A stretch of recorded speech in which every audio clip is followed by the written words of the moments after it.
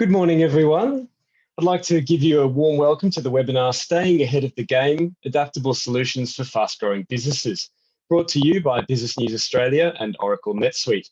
My name's Matt Ogg, and I'll be moderating today's discussion with two fascinating guests that we have here with us. We've got Jordan Prainito from Canningvale. It's a homewares and linen company based in Melbourne. We've also got Christophe Verstreken of Chocolatier Belgian Delights on the Gold Coast. I imagine most of you watching are not in either of their industries, but the idea today is that regardless of the sector that you're in, you'll be able to take some insights from their experiences to transform your businesses for the better. So that we can help get the most out of today's discussion, be sure to send through your questions in the chat box here on Zoom, and we'll aim to respond to as many questions as we can. So without further ado, let's introduce today's guests. Christophe, perhaps you could start by telling us all about the story of Belgian Delights and how you were able to bring strategic change to the company. Thanks, Matt. So we're a chocolate manufacturer based on the Gold Coast. But the story starts pretty much 3 generations ago. My grandfather was a pastry chef, chocolatier. My dad followed in his footsteps, set up his own business. By the time he was mid-30s, he's kind of achieved what he wanted to achieve with multiple stores and all that sort of stuff. And this is all in Belgium still. Then in '87, we ended up in Australia, starting basically doing the same thing, bakery, pastry, chocolate, and couldn't really find our feet with cultural, language, all those sorts of things, bringing all these lovely, tasty treats to, especially the Gold Coast was not culturally advanced like Melbourne or Sydney, maybe it was at that time. Anyway, ended up opening up a couple of shops in Surf's Paradise, another store. And then I decided to go into the business. I always had a bit of an IT inkling to go and do IT, but the family business intrigued me as well. But anyway, and then I said to myself, oh, look, if I want to get into IT, I can do that later on. But anyway, 30 years later, I'm still here. So doing chocolate. And went back to Belgium to learn the trade for a year, came back, joined the family business in 1991, doing all sorts of things. Then in the meantime, then we have those couple of shops. And then one day we get a phone call from the police that our shop, which was next door to a TAB in a little shopping centre, was blown up. And with that, our shop as well. They put 2 sticks of plastics and decided to trigger that because the first one didn't work next to the toilet block at our factory and just blew the hell out of. So we had to move, and because we couldn't keep working there, everything was just ruined. Some equipment was ruined. Most of it was okay. So we did a temporary for a couple of months at a friend's factory, which wasn't air conditioned, summer, heat and all that sort of stuff. Anyway, found a new factory, moved to Burleigh. A few years later, we outgrew that one as well. I should explain, in the meantime, we moved away from retail and moved into wholesaling. And that was a big transformation for us. That was a big shift in really what our core business is and still is now, is in manufacturing and wholesaling, not retailing. And what drove that decision? Well, basically, it was mum and dad, when they immigrated, they sold their business in Belgium and obviously a little bit cashed up and, not knowing where to, what to do and all that, coming to a new country, new culture and language. So we're just trying to find our feet, threw a lot of money at things, and then, money started winding up.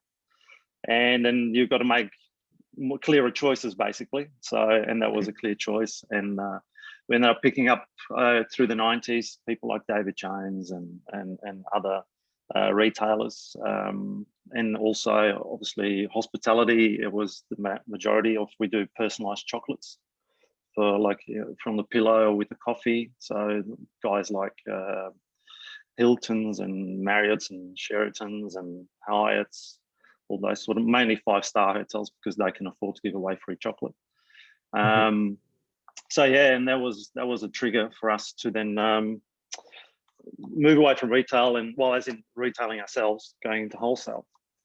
And so yeah, in the mid-90s, then we also decided to start making our own chocolate. We were buying in chocolate from Belgium, a company called Canningvale. We're also trialing Nestle, which was locally made, Cadbury's, which was locally made.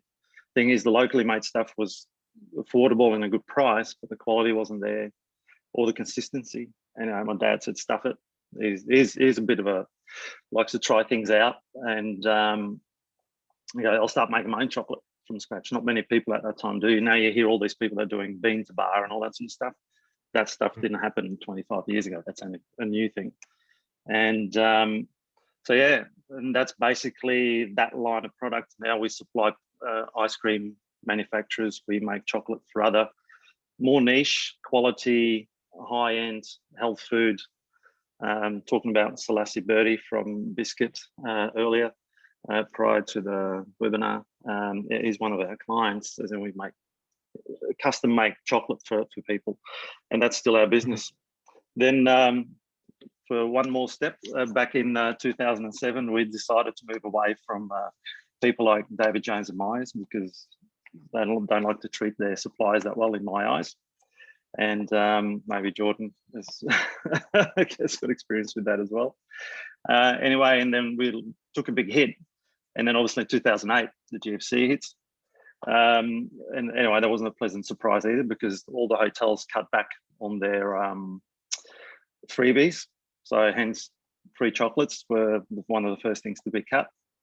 And so anyway, there's another challenge. At the same time, we ordered a brand new spanking machine to improve manufacturing capabilities and quality and all that sort of stuff. And so yeah, it was a bit of a challenge. So and that was then, but by 2009, everything was back to normal. Profits were up again and no dramas. So, and over the past decade, what have been some of the major changes since then? Yeah, in the meantime, we've, like, I keep speaking about equipment and all that sort of stuff, but all the way through the 90s and up until about 6-7 years ago, I was a one-man band in the office. So I was streamlining how I operate things in the office. And then back in 2007, I signed up to NetSuite, and then, and grew up into the system and open up more features and all that sort of stuff. So it was a two-pronged approach, not just, and then with customer service and all that sort of stuff. So, yeah. Great. Well, we'll be able to talk more about some of those decisions that you made in terms of technology later on. Now let's cut to Jordan from Canningvale. Jordan, would you like to tell us a little bit about your company's history? Sure. Thanks, Matt. So Canningvale is one of Australia's, premier brands in home textiles. Today, we sell products from the bathroom, bedroom, and beach and homewares, broadly speaking. The business was actually founded in 1977 by my father in the suburb of Canningvale in Perth, Western Australia. And, long story short, the business was, it started out sort of manufacturing basic towels for the hospitality industry, for hospitals, commercial linen, so only white in specific grades. But fast forward to 1997, that's when things, started to get quite interesting. The business experienced good growth over the years, and there was an opportunity for Canningvale to launch its own brand and start exporting terry towels to the USA. Designing and manufacturing the first towel collection for Tommy Hilfiger. We also designed and manufactured towel ranges for some of the biggest fashion retailers like Bloomingdale's, Macy's, Stroud's, Eddie Bauer. And then fast forward to the year 2000, Canningvale had become the largest and most technologically advanced towel mill in Australia, supplying Country Road, Sheridan, Adairs, Sportscraft, so many others. And I guess, at that point in time, there was significant shifts happening in the global economy. We had the Australian dollar in the early to mid 2000s really starting to get strong, and it impacted our business in a way where, being an Australian manufacturer, as our dollar got stronger, brick and mortar retailers in Australia, like Myer, like David Jones, were able to purchase products from countries like China at a significant discount to what we could achieve in Australia. So unfortunately, the business was faced, with a pretty tough decision where we had to look at essentially closing down the business and moving it offshore, the manufacturing business, and then essentially focusing on the branded business and being an importer and exporter. So that took a number of years, as you can imagine. We managed to retain quite a number of staff to this day, and we've got Steve Pearson, who's our head of sourcing now. He actually started with us at 17 as a forklift driver about 30 years ago. So we've been able to retain some of the goodies, which is great. And essentially, as we moved to being a contract manufacturer for our brand, this is sort of 2010 at this point. We were doing okay. Made a respectable living, and we did find ourselves sort of come 2011, 2012 that we felt that there was an opportunity to really take advantage of this new online market, right? Which back then it was not what it is today. And so we started to look around and investigate what were our opportunities in terms of systems, platforms and the like, and essentially look to take our first step in modernizing and transforming the business to be able to service the online customers that we'd had. And it was a good decision because come 2015, 2016, 2017, that's sort of when the Catch of the Days, the Kogans, Temple and Webster's really started getting started hitting their straps in terms of growth, and we were supplying these companies, and it was fast becoming a significant chunk of our business. At that point, that's about a year after I joined the business, 2017. We sort of looked at it and went, well, hang on, if these guys can do it, why can't we?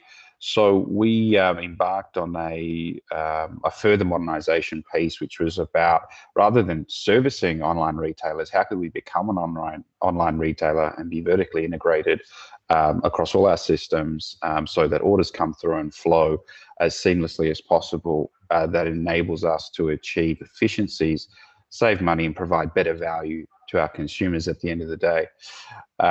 So that's sort of what happened there. And fast forward to today, and the business is 90% of our sales come through our own e-commerce store, Canningvale.com. We still obviously have relationships with Target and the likes of those, and we really do enjoy those partnerships.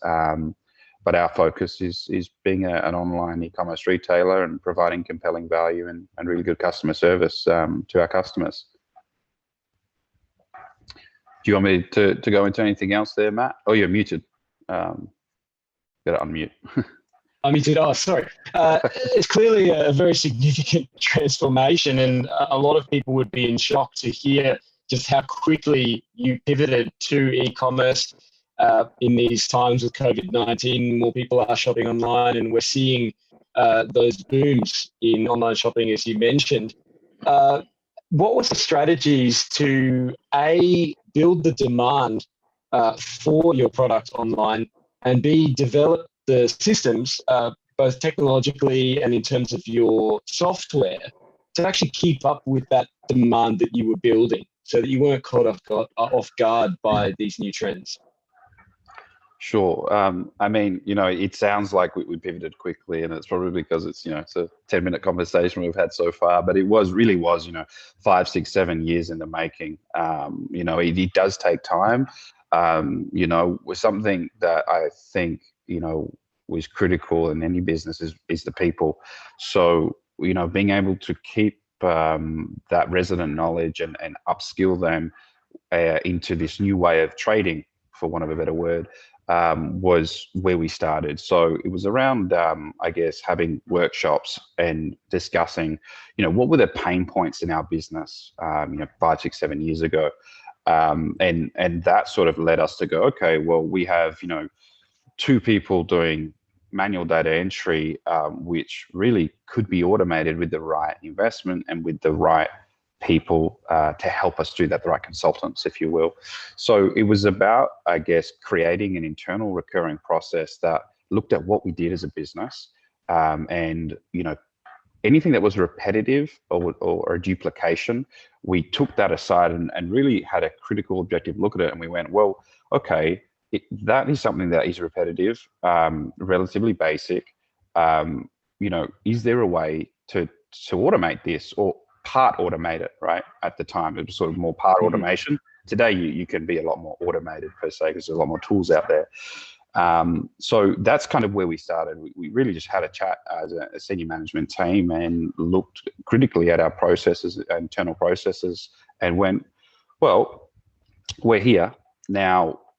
What are the things that, are we, paying people to do, quite menial tasks? That's not enjoyable for them, right? Customer service team members could be better, their time could be better spent talking to customers, being on live chat, giving style advice, et cetera, et cetera. But half their day at the moment is order processing. That's not a great use of anyone's time or money. The person doesn't really enjoy doing it. I don't think I know anyone who enjoys sitting there working in CSV files. So it was a real sort of, I guess, bottom-up approach we took, which was, what is the things you really dislike doing in your day-to-day? We had these conversations with sort of the frontliners of the business, and the plan was there. They were really they really easily prioritized what should be fixed, what should be optimized, where we could be more efficient, because it directly affected them. And when you give your people a voice, they typically really take advantage of that in a good way. So that was the first piece, creating that process, that recurring internal process of having open discussions. It's no one's fault that, we're here and we've got legacy systems. It's about, okay, we're line in the sand, we're here and we want to be over there. How do we do that? Together as a team, let's bring everyone along on the journey. And that was the first step. So I guess that's the strategy aspect. Now the actual implementation or execution of doing that, it takes a lot of time. For us, it was about setting, points along the journey. Say we look at our business and our planning in quarters, and we use, I guess, a tool or a performance, tool called objectives and key results. It's kind of like KPIs or, project management stuff, right? We just have them in Excel or Google Sheets or whatever. And what we did, we took that and we said, okay, one of the key pieces for us is going to be an automation first policy for the business. And we are going to embrace that, and it's going to ingrain in everything we do.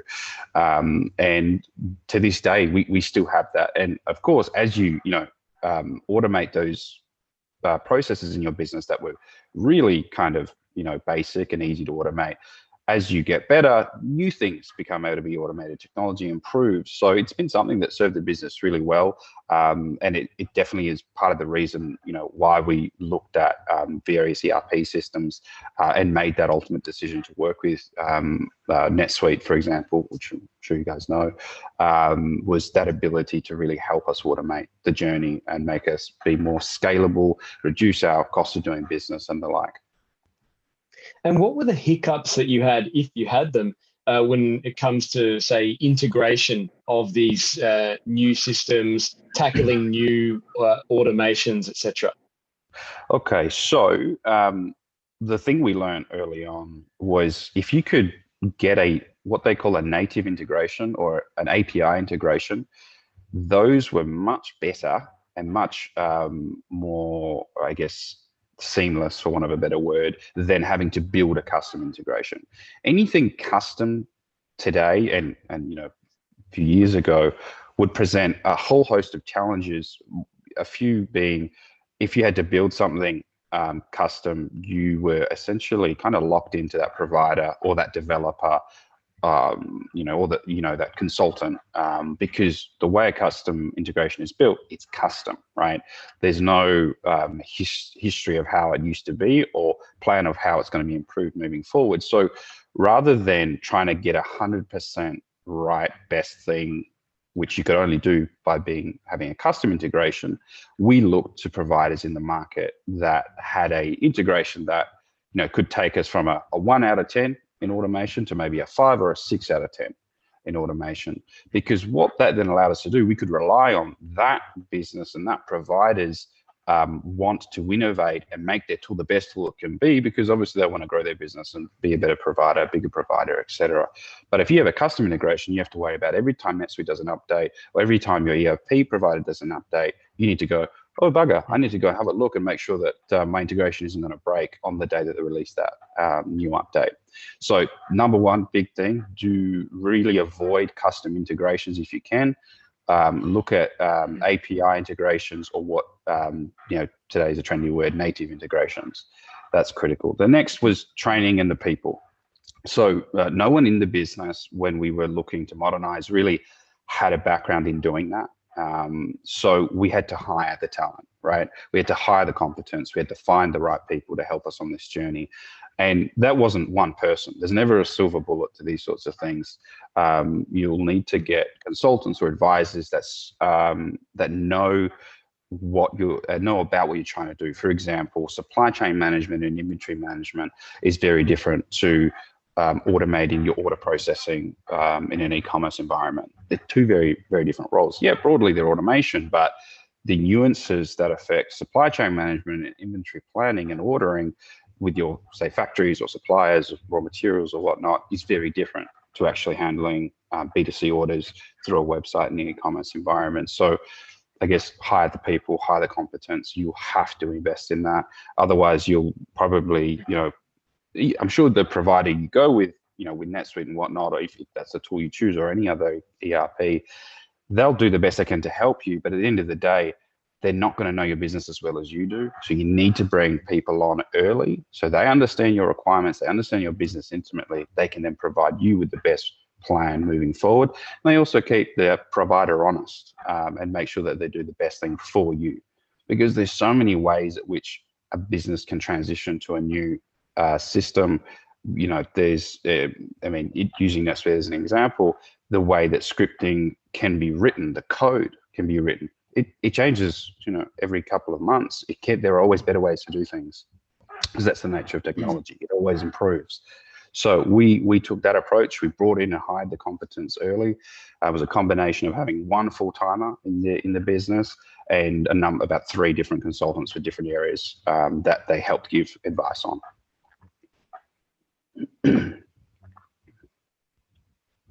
Want me to jump in? Well, I could keep talking, but I feel no, it's all right. No, I'm waiting for Matt. That's all. But that's all right. We take a different. Is Matt still with us? I think he's dropped out. Anyway, we'll keep talking. Yeah, I was going to say we don't need him, but anyway, let the proof be in the pudding. Sorry, I'm having connection issues, right. everyone. I'm sorry about that. No, I can relate to what Jordan was saying as well. Although a more simplified version, but yeah, we employ 2 people that do our integrations. One for on the Prainito side for shipping, which is a more recent one, and I'm very happy with. I've been on the lookout for probably close to 10 years for one, but the ones that I was offered were too expensive for what I needed. And then also integration between NetSuite and Shopify. So they're connected up. So to automate our e-commerce. And we've got basically a business that is driven by 2 sides. So we can't convert everything automated, because about 50% of the product that we sell is private label to all these specialty companies that, as you know, Jordan, it's very hard to get them to buy online and all that sort of stuff. So, and that's not what we're trying to do.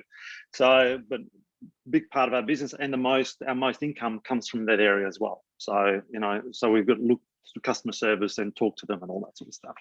Big orders, small customer base for that, but big part of our business. And then there's the other side. And then because it's one of those things, like especially now with COVID, hospitality disappeared for us overnight. And it's like, obviously the hospitality side of things on our business income is about 50%, I've found out, because that dropped away overnight because there's no hotels open and restaurants and all that sort of stuff. So, but all the people retailers that buy from us, that have their specialty stores and all that, we try and convert them to buy online on the website. And we just then recently moved to Shopify. Well, a year and a half, 2 years ago, we decided moved to Shopify, and we have now doubled our sales through the e-commerce channel. So it means overall about 15% of our business is now driven through that.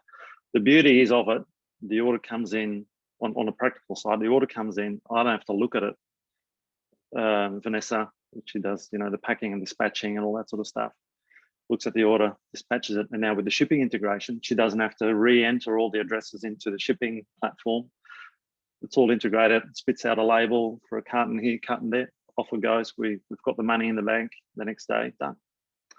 And it's just, yeah, it's not easy to set up, but once you get there, it's a no-brainer. I recommend it if you're going to sell online, especially if you're manufacturing as well. There's a lot of headaches on that side. Like I mentioned to you earlier, machine breakdowns, unfortunately, 2 of them in the last month, and having to deal with that. And but the automation side of things, and if it's then reliable, and like Jordan said as well, it's it can change tomorrow, so there might be an update, but then you need those right people to go, oh, you guys, or an email to support, going, this is what's going on, can you jump on it? And 9 out of 10, those guys are onto it straight away. They know what they're doing. They troubleshoot the issue. Is it, where does the issue lie and all that? And it's generally all that sort of stuff is fixed within days, if not hours. And you spoke about that huge drop off in sales because of the problems the hotel industry is having. How was your ERP system set up? How did that help you actually pivot and adapt to quite challenging market conditions during COVID? Well, with the we were on the Magento for the last four years or something, and it was okay, but it was was Magento 1, and I just missed the cusp of Magento 2, things like, anyway, technical stuff. Anyway, I had to jump off Magento, and then I was recommended to move to Shopify, which was great. And we decided to do that. We bit the bullet, and it was, I think, October and November 2019. So the timing was absolutely spot on, unexpected, but spot on, because we went live late February or early March. So, it was like COVID hit, websites were up. It was still being, built up, but, it was live. And obviously then I had extra time on my hands. So it gave me time to work on that and, learn more about social media and all the promotions on that side, which for me is what's happening in that space is nuts. Speak to younger people and they go, oh no, I buy stuff here and I buy stuff there, and it's like, oh, I saw your ad here, I saw you that, and it's the market's, everything's moving so fast these days. It's just being on the right platform, being on the right, and from the ERP side for us as well is because we still manufacture ourselves.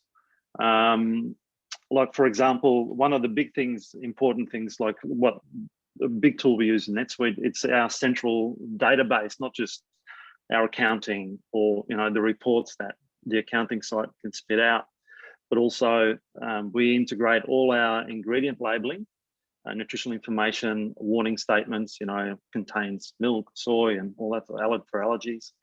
All that is in there, and then I have a labeling software that then spits out all the little labels that go on all the packages and all that sort of stuff that we send out, especially for retail, but also for wholesale.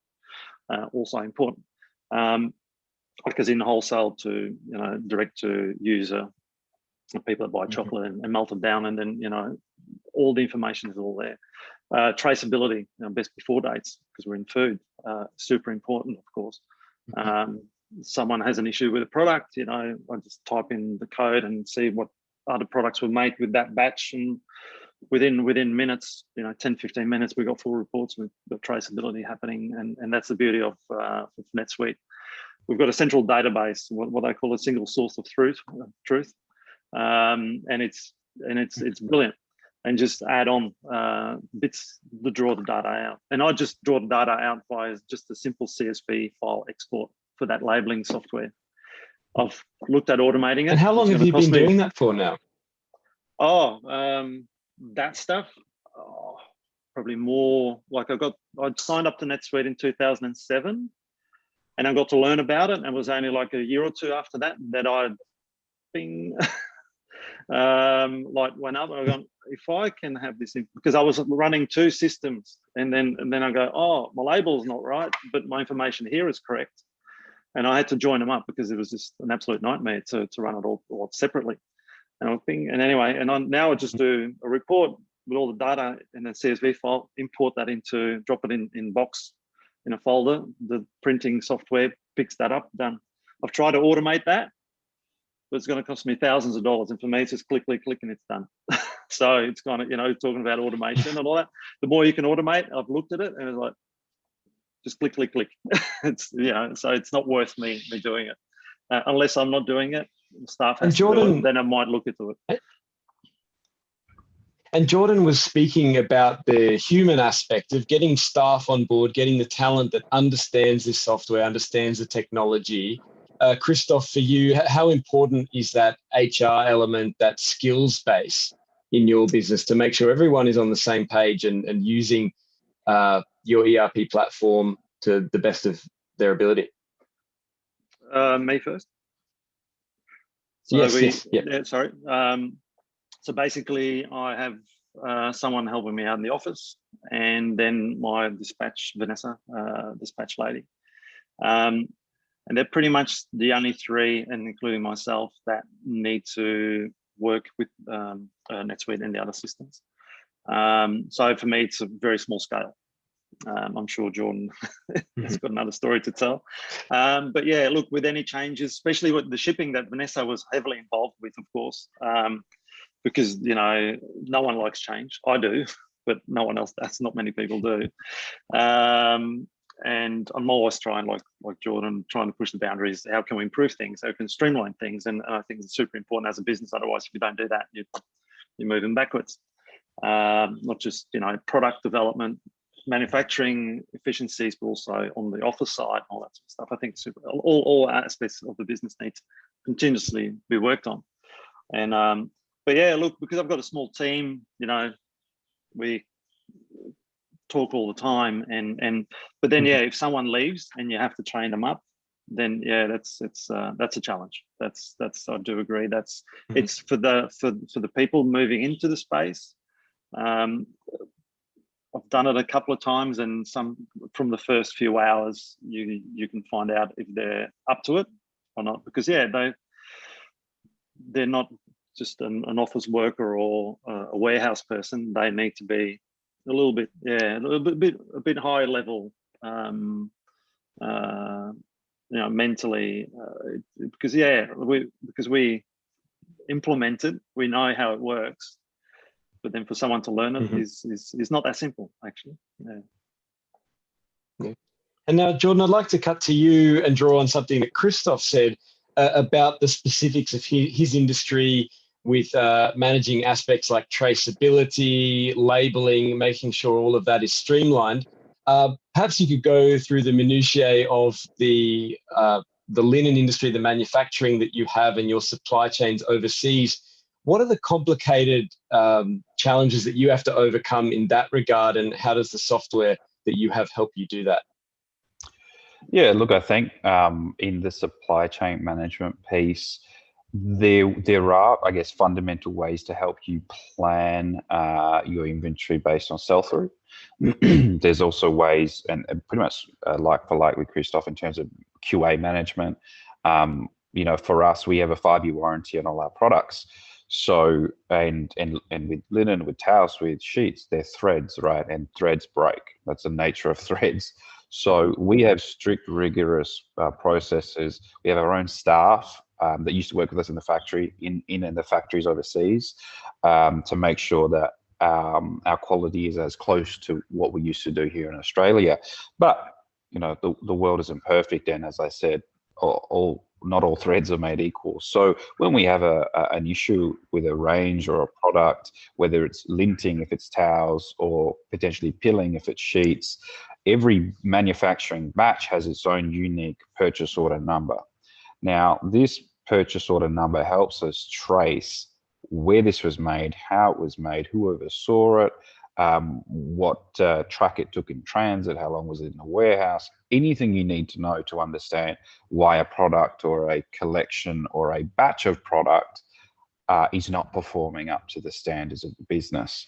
So that's the QA aspect, and really, really useful, as you can imagine. As far as planning and managing your inventory and orders, so with your factories and suppliers, to be fair, I think out of the box, NetSuite does have some good features. They are a little bit limiting depending on your requirements. For example, for us, and I'm sure Christophe, when you're manufacturing, there are MOQs, minimum order quantities, that if you don't achieve those or you don't plan to do those quantities, your efficiency or the factory's efficiency isn't there. The price does not work. You cannot achieve those efficiencies of scale. And for us, it's threefold. It's the weaving MOQs. So we need to weave enough so that it is efficient to load the looms up with all the yarn, the threads, put it through processing, which is a significant amount of towels and or sheets, by the way. So, and then you've got your weaving MOQ, and then you've got your dyeing MOQ. So coloring the product, you need to have a substantial amount of product in the dye vat. Otherwise, you're dyeing on the product, your color will not be consistent. You might be wanting navy blue, you get a light navy blue and you get a dark navy blue, because the dye has not been able to go through across the product in enough density. It's sort of kind of sat over here with this, because the dye vat, which is kind of like a big vat, steel vat that, turns. It's like a big washing machine. I thought towels were easy, Jordan. I tell you what, sheets are easy. Towels is another level. It doesn't sound easy at all. So, and then the last piece is the packaging MOQs. So you need to essentially nail all those things, and to automate that, obviously it's complicated, right? You've got different different things pulling you in different directions to make sure it's as automated and as efficient as possible. So to build in those, I guess, checkpoints throughout the system, we have had to use a third-party tool that with a native integration, API integration, that then kind of pulls that all together and then says, yep, you need to order another container of Royal Splendor towels because you're selling this many at this rate, and your demand is enough to support the manufacturing MOQs. Previously, that was Catherine, ops planning manager, sort of banging away on Excel, pivot tables, and 4 hours a day sort of thing, working out, oh my God, this is how many things we have to do. Because on one range of towels, you've got your bath towel, you got your bath sheet, you got your face wash, you got your hand towel, you got your bath mat, and then you probably got towel packs. Every one of those products, every different size, has to go through that process, that manufacturing process. You need to make enough bath towels, you need to dye, have enough to dye, et cetera, et cetera. So when you're looking at 55 SKUs in one range, and then how many other ranges you've got, the complications and the things you need to manage manually, if you're doing it manually, can quickly get out of control. So I hope have you ever missed out? Oh, I forgot the face wash. No. So it's funny that the factories actually don't like face washes, right? Because they're inefficient. Because the way the looms work, they're all one big size, right? To make the bath sheets. The bath sheets are the most efficient to make because they take up the whole width of the loom. The face washer, it's not this big. Exactly. So it's hilarious. If you go to actually on the weaving floor, you see this, small thin thing coming out. And you're like, what is that? That's face washer. And the factory doesn't like it because they're taking up a whole loom to make, $1 product. Yeah, and extra time and yeah, exactly right. Yeah, it's the cheapest product, but it's most expensive. Well, per square meter or something more expensive to make. 100%. Christophe, anyway. Christophe, are there any parallels that you can hear here for your industry? No, it's always like listening to stories like that because you sort of don't realize. I'm just trying to think in our space.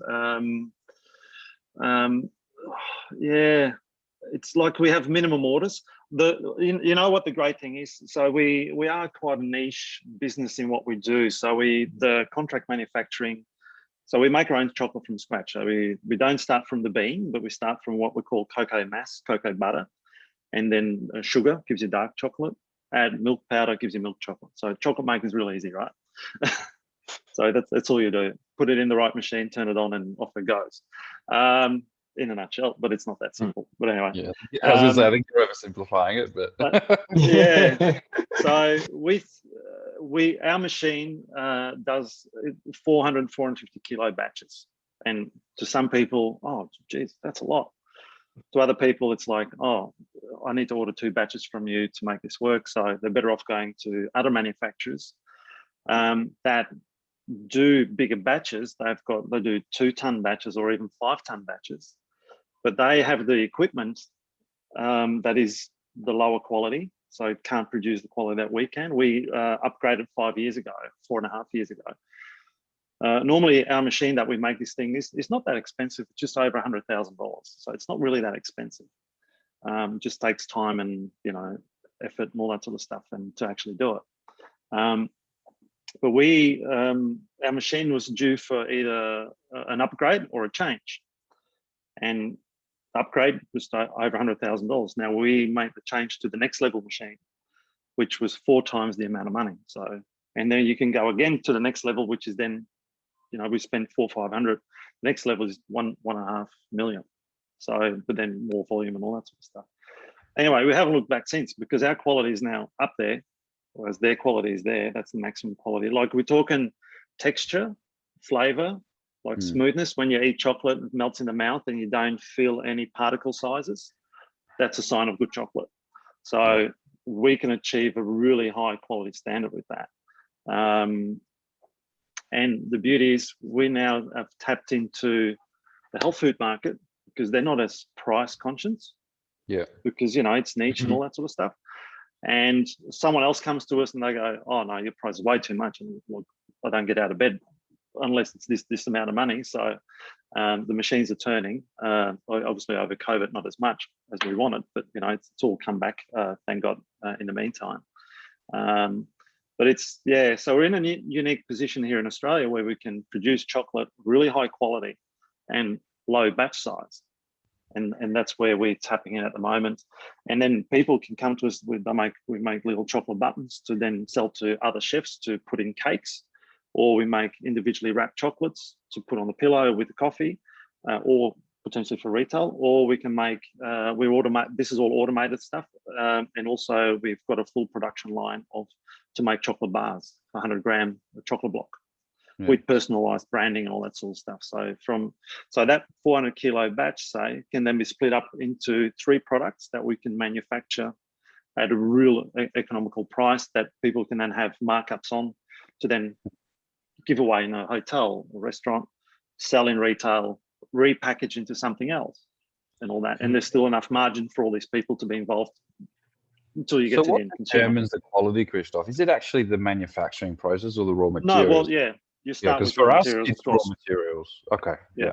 Okay. Yeah. Of course. Yeah. Yeah. So depending on where you buy, the different, there's about 100 different cocoa trees around the world, or something like that. Huge amounts. And generally, from where we get our standard chocolate is made from West African growing areas, Ivory Coast, Ghana. And they have a blend of beans to give consistency of flavor as well. So the manufacturers there. And then with the organic stuff that we're doing for some of our customers, that comes out of Peru, South America. So, and then there's also a blossoming industry in PNG and Pacific Islands. And in the last sort of 10 years, Australia has now started growing cocoa as well, up north. Near Mossman, Daintree area, mainly sort of Townsville up. So it needs to be really sort of environment. Yeah. Equatorial sort of, 10, 20 degrees under or above the equator. Otherwise it won't grow. Mum and Dad have got one in the backyard, but it doesn't produce a small little fruits. So normally it is, they're this big. So, so we're moving into a little bit of that space, Australian grown and all that. Super expensive because it's made in Australia, unfortunately, as you know. but it's a niche thing. So, and it works, and people are prepared to, the consumer is prepared to pay the extra dollars, and which is great. And in terms of the quality metrics, to actually quantify various aspects of texture and the particles and sweetness and so on, how do you go about tracking that? Is it just a manual operation? Just taste it. No, we have measurements, but we know once you make a few batches, you know what to expect. The machine is very consistent, and it's a time thing. Some chocolate you run a little bit longer than the other, and to get the same viscosity and smoothness and all that sort of stuff, and texture and all that sort of stuff. So yeah, look, we've been doing this for 25, 30 years. So yeah, excellent. You've got that. You've got the It's true. You sample it. Yeah. I still eat a lot of chocolate. Great. Well, going back to the supply chain aspect, because Christophe, I spoke to you about some of the COVID challenges, and Jordan, your whole e-commerce operation was coming into its own just before COVID, it sounds like, and then you had some of those supply chain shocks with your suppliers in Asia. How did your software help you get over that issue? So I think, COVID hit, and the impacts to our business were initially wholesale customers like Target and what have you were delaying orders, and saying, oh, stores are going to shut. We don't know what's going to happen, et cetera, et cetera. We also, a portion of our product, about I think 10%, comes from China, and China has actually got hit first, right? It was sort of December 2019. So the China supply base for the world was actually really affected. Thankfully for us, we actually don't rely on China for much at all, but that was something that hit and affected other areas of the market, i.e. sort of China had to shut down for a number of months. A lot of our product comes from Egypt, India, and so a lot of the business just moved to India and Egypt, drove prices up, lead times got pushed out. So when all these changes happened kind of all at once, because we had NetSuite, we had to put in these new variables, right? Because they affect the manufacturing lead time. So we had to sort of bang in, okay, India's now, for forecasting purposes, for ordering, for supply chain management, we had to change what the system's parameters were to ensure we had enough time up our sleeve to make sure we're landing product in order to capture our sales. Now, in our case, Target canceling, big orders was actually a blessing in disguise. We would find out 6 weeks later, which is when e-commerce, we were growing at about 100% per annum prior to COVID.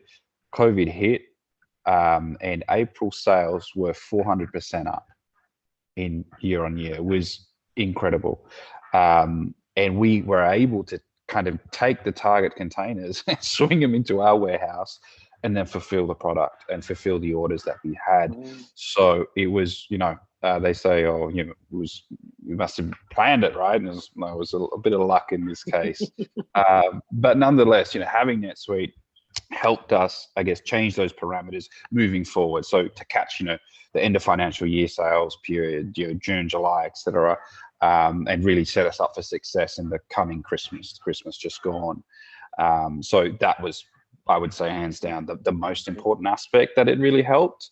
And I think also, I'm sure for any business having to work from home, if you weren't on a cloud-based system and you have to sort of log into a physical server or anything to access your business documents, it's been a nightmare. My wife, she works at a business that does that, and they have many, many challenges sort of having to work from home and, remote desktop in and all this sort of stuff. Given NetSuite's a cloud-based product, it was really great for us to have that infrastructure where people can work from home. They can work from anywhere. And that actually takes me to one of the key questions that we've had for both of you, which is about the benefits of cloud computing and how that ties into a successful ERP system and business model. Jordan, you've effectively explained what that means for you. Christophe, how has cloud computing helped your business? Well, back in 2007, I had my questions as well, because it was, relatively new, or kind of very new at the time. But the whole idea, especially when I was the only one in the office, and if I then wasn't in the office, or maybe, you know, traveling, seeing clients, Melbourne, Sydney, whatever, I could still, you know, keep on top of things. And look, the thing, like with the integrations as well, the guys that do the integrations, I've got someone, I think it's out of Sydney, with the shipping integration, Ready Freight. And then the other guys that do the integration with the website, they're based in the US. So, you know, you just give them a login, off they go, they make their changes and done. So it's you can basically be anywhere and people can work on your system, improve your system. Yeah, so it's a no-brainer, really. It's yeah. And look, you just got to have, you know, reasonable internet. In 2007, I was on dial-up with that suite. But yeah, the files weren't that big back then either. But anyway, that was a challenge. But apart from that, it's they are. And Jordan, is there anything else that you'd like to add on the cloud revolution? I think, you know, for us, we prior to COVID, we made and it was a business-wide decision to work from home 1 day a week. So we were working from home on Wednesdays. We wanted to break up our week, right? You know, and also, you know, quite a few of our staff, they, you know, live 30, 40, 50 minutes away. And when there's traffic, that's kind of like an hour and a half, right? So I think, you know, we were able to already benefit from that cloud-based infrastructure to enable us to work remotely or wherever we want. I think now that whole piece is bigger than ever. Talent will move for flexibility, for trust, and to not have to come into the office 5 days a week. And you need to have systems that allow you to do that. So I think, you know, whilst you know, forecasting and planning is really important, I think flexibility and ways of which empowering your people to work from different places, work at different hours of the day. I mean, we were a very female heavy business, and we have many working mums. I tell you, they're the most productive people on the planet. They're managing a household, they're managing, you know, usually young kids, and the NetSuite platform or any cloud-based infrastructure platform provides them that flexibility where, you know what, the kids had a spill at school, she has to duck out at 2 p.m, pick him up early from school, she can jump on it after he's gone to bed at 8 p.m. and do a couple of hours work. That to me is the future of work, at least from an online retailing manufacturing. It's not as easy. No. Yeah, people are happy to come into work at my place. Oh, look, people are very, Good incentives. Yeah. I think it's about that flexibility piece. Yeah, no, absolutely. I totally agree. Like my Carol, my office lady, she, you know, was sick for the last couple of weeks, and, you know, she had the laptop at home, and you know, when something emergency, oh, look, what's happening with this client or whatever, and you know, again, it's all in NetSuite, CRM, blah blah blah. Oh yeah, this and that, blah blah, done. You know, 2 minutes, you know, log in, bang, sort it out. Yeah. So there are a lot of trends going on, and looking to the future, we've got this flexibility element with cloud computing, we've got data, we've got making sure your integrations are well streamlined into whatever ERP that you choose.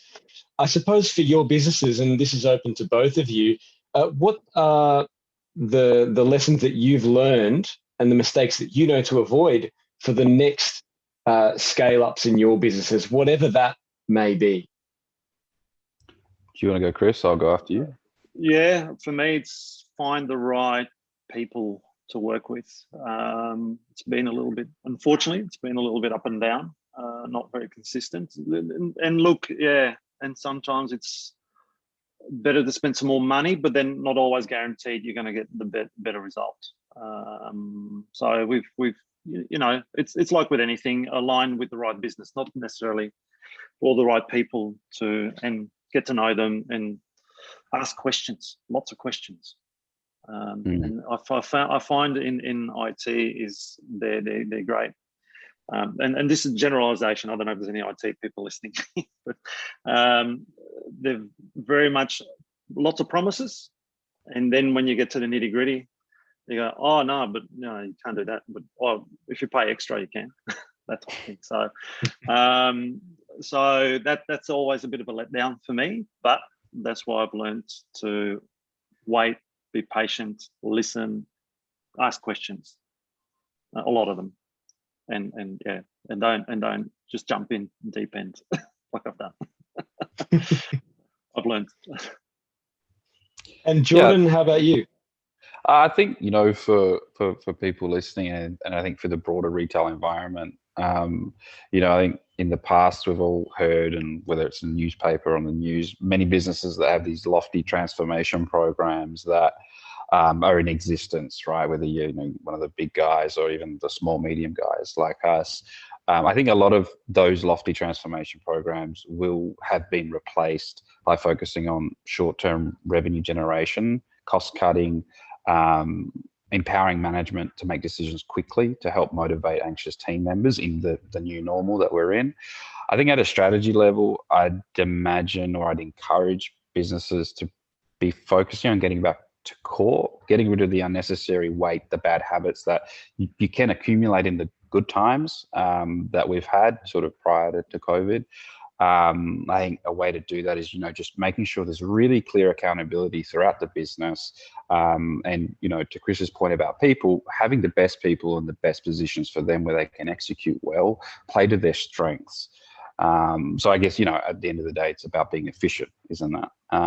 As far for us, our plans for the future, you know, it'll be in line with what we've done up until now, you know, remaining independent, agile, and control of our future, not slaves to Maya, David Jones, or anyone like that. Invest ahead of the curve, whether it be systems, people, or anything else where, you know, we see an opportunity for growth. That's what we'll be doing. And I think, you know, there's some really interesting new consumer demand trends starting to surface that a lot of businesses can capitalize on. Certainly what we intend to Chris's point about made in Australia products and the organics, the health and wellness industry. There are many opportunities to create niches for products, both in homewares and in food.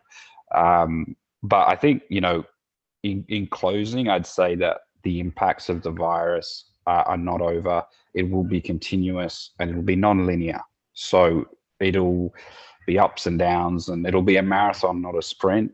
So I think, you know, we've all got to be quite conservative in the way we plan our spending, our cash flow. And there will always be, I think, for the coming years, a lingering anxiety about the prospect of another unforeseeable crisis, whether it's, you know, a virus or something else. So, I mean, we had fires, we had virus. What's next, right? I mean, Australia has not had it easy. So I think, you know, it's about making sure your balance sheet is strong, you have good cost management, and a strong cash flow. Those businesses, I think, will do okay. And some business models will have to change completely. I mean, Chris has pivoted, as he said, you know, he's had to sort of abandon the hospitality trade and focus on B2C, and his other customers that supply B2C. That'd be right, Chris? Yeah, absolutely. And look, and you try, in the good times, you try and diversify a lot. That's it. But you still have your core business. And when it comes down to it, you know, it's good to have these, you know, ancillary sort of things happening and, you know, and dabble in and learn and all that as a business, just in case the trend might go there for your product or your service that you're doing. But for us, it's, the core business is, for me, because I'm manufacturing, I need to keep my machines moving. I don't care what product it spits out at the end. If it's a chocolate frog or a personalized wrapped chocolate, who cares? You know, as long as the machines are moving, and you know, my return on per square meter is from the factory has got to keep, you know, pushing up. So that's it. Don't forget your core business and stick to what you're good at.